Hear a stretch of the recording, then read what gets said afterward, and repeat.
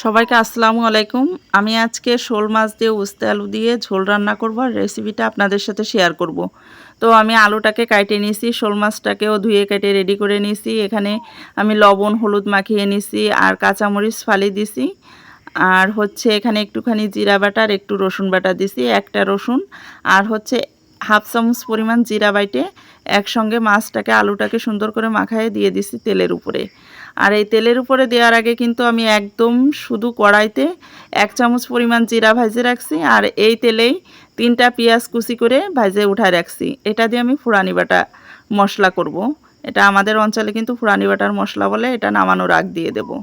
তো মাছটা কষাই হয়ে গেছে, এখন দিয়ে দেব ঝোলের পানি। আমি উস্তে কখনো কষাই করে রান্না করি না, আমার কাছে মনে হয় যেন উস্তে যদি কষাই করে রান্না করা হয় তাহলে কিন্তু তিতাটা একটু বেশি হয়, আর এরকম ঝোলের পরে দিয়ে রান্না করলে তিতা কম হবে। তারপরে উস্তেটা তাড়াতাড়ি গলেও যাবে, আবার কালারটাও একদম সবুজ সবুজ থাকবে। আর উস্তেটা কাটে কিন্তু আমি এরকম নর্মাল পানিতে ভিজায় রাখছি।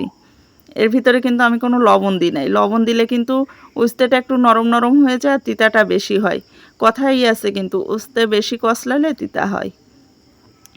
তো ঝোলের উপরে আমি দিয়ে দিলাম যখন টকবগিয়ে জাল উঠছে। আর এই উস্তের উপরে এখন দিয়ে দেব একটুখানি লবণ ছিটা, যে লবণটা মানে আমার উস্তের জন্য একদম পারফেক্ট হবে, ঝোলেও ঠিকঠাক মতো থাকবে লবণটা, সেই পরিমাণে আমি আন্দাজ মতো লবণটা দিয়ে দিছি।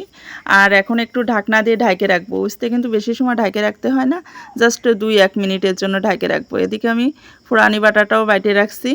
মশলাটা আমার রেডি আর তরকারিটা কিন্তু হয়ে আসছে। দেখেন তরকারিটা কত সুন্দর হয়েছে। আর উস্তে এইভাবে রান্না করলে কিন্তু ছোট বড় সবাই খাবে।